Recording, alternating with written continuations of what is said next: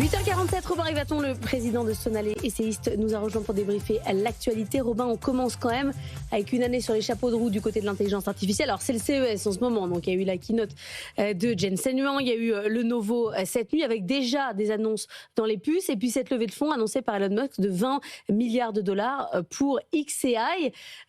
Ça continue, le driver c'est la tech. Eh oui, l'orchestre continue de jouer.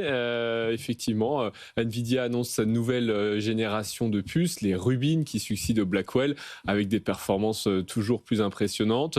De l'autre côté, on a des acquisitions qui se poursuivent. On pense à Meta qui a racheté le chinois devenu singapourien Manus AI pour 2 à 5 milliards de dollars.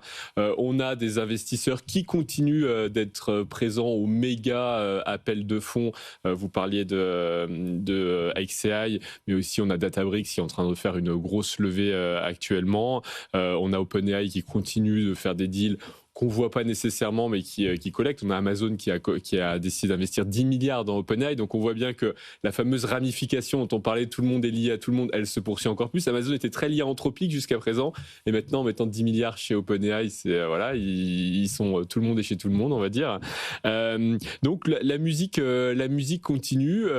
C'est très impressionnant, quelque part, parce que les perspectives économiques de monétisation, de rentabilisation, pour l'instant, ne sont pas encore évidentes pour grand monde. Non, mais on voit des grosses annonces, par exemple, dans la voiture autonome ou avec des puces encore plus puissantes.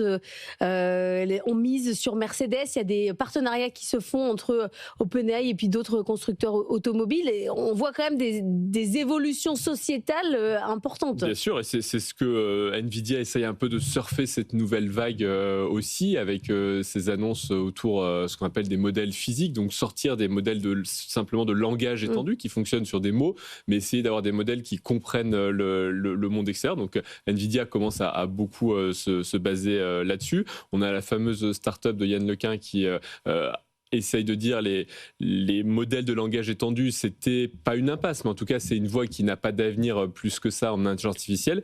Donc, il va falloir aller trouver ces nouveaux modèles. Donc, on voit bien que pour l'instant, il y a toujours des investisseurs qui croient à cette thèse-là et donc qui amènent de l'argent, puisqu'encore une fois, toutes ces entreprises, hormis Nvidia qui est un peu le gagnant ultime, mais sont déficitaires dans ces activités-là. Donc, il y a toujours des investisseurs qui viennent dans l'espoir que la grande transformation du monde qui va accoucher de ça, et vous parliez de la voiture autonome, c'est sûr que la voiture autonome, lorsqu'elle deviendra à l'échelle, elle aura des impacts absolument gigantesques sur le monde. On parle d'une levée de fonds actuellement de Waymo, d'un listing, d'une introduction en bourse de Waymo, la filiale de voitures autonomes de Google, d'Alphabet, de 100 milliards de dollars. Donc on voit bien qu'il y a quand même de la possible création de valeur derrière.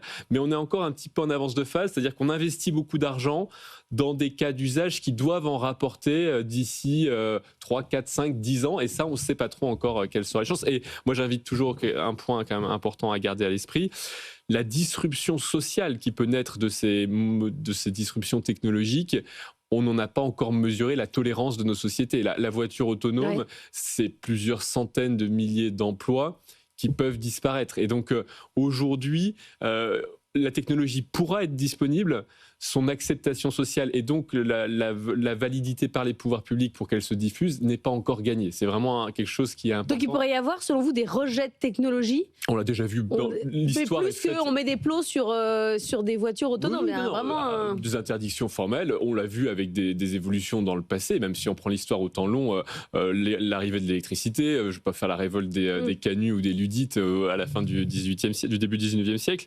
On a des mouvements, les sociétés sont quand même relativement conservatrices au changement. Et là, la puissance de ces technologies, parce que ces technologies sont absolument révolutionnaires, peuvent causer des disruptions sociales que nous ne sommes pas prêts à tolérer. Entre-temps, le monde a changé depuis que Donald Trump est allé capturer Nicolas Maduro. C'est quoi votre lecture sur la nouvelle organisation du monde ? Ma lecture, c'est que en fait, nos sociétés sont en train d'oublier la Seconde Guerre mondiale et ce qu'il en est né, c'est-à-dire le droit international. La Seconde Guerre mondiale a été un traumatisme pour l'ensemble du monde et en est né quelque chose qui n'avait pas réussi à naître après la Première Guerre mondiale. On pense au pacte de Wilson, tout ça a échoué. Il a fallu la Seconde Guerre mondiale pour qu'on se dise, en fait, maintenant, il faut un ordre international avec un droit international.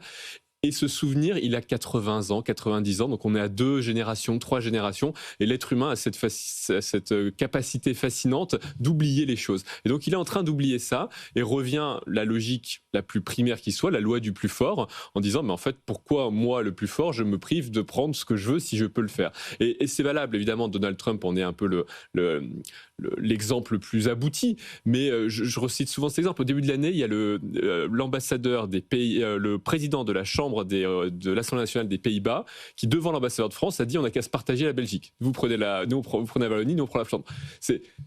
C'est pas personne, c'est le président de l'Assemblée nationale néerlandaise. Donc on voit bien que cette tentation de dire la loi du plus fort doit prévaloir est une tentation qui est en train de se diffuser à l'échelle du monde. Et une fois que quelqu'un voit un leader le faire, il se dit mais pourquoi pas moi? Quand on a vu les Israéliens pouvoir aller briser l'extraterritorialité comme ils l'ont fait au Qatar par exemple, bah, évidemment ça donne des idées derrière à beaucoup de gens, et donc je crains que nous sommes vraiment passés dans cette période où on a oublié ce souvenir de ce traumatisme qui a été la Seconde Guerre mondiale. C'est loin, c'est diffus, c'est rangé au même titre que la guerre de 100 ans, la Seconde Guerre mondiale, ouais. C'est terrible, mais c'est ça.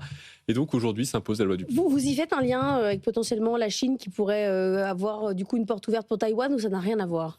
C'est possible, en tout cas dans ce contexte-là, et c'est pas que, encore une fois, nous on regarde les gros cas, mais le Venezuela était à 2 doigts d'envahir le Guyana, qui est son voisin riche en pétrole. Donc le sujet de cette loi du plus fort, elle vaut pour le plus fort, mais elle vaut pour celui qui est juste un peu moins fort, un peu plus fort que le dernier de la classe. Donc malheureusement, c'est quelque chose qui va se diffuser à l'échelle du monde, et plus on montre qu'il n'y a pas de sanctions face à ce type de comportement, plus les institutions multilatérales vont continuer de s'effilocher. Merci beaucoup Romain Yvaton d'être venu ce matin dans Good Morning Business.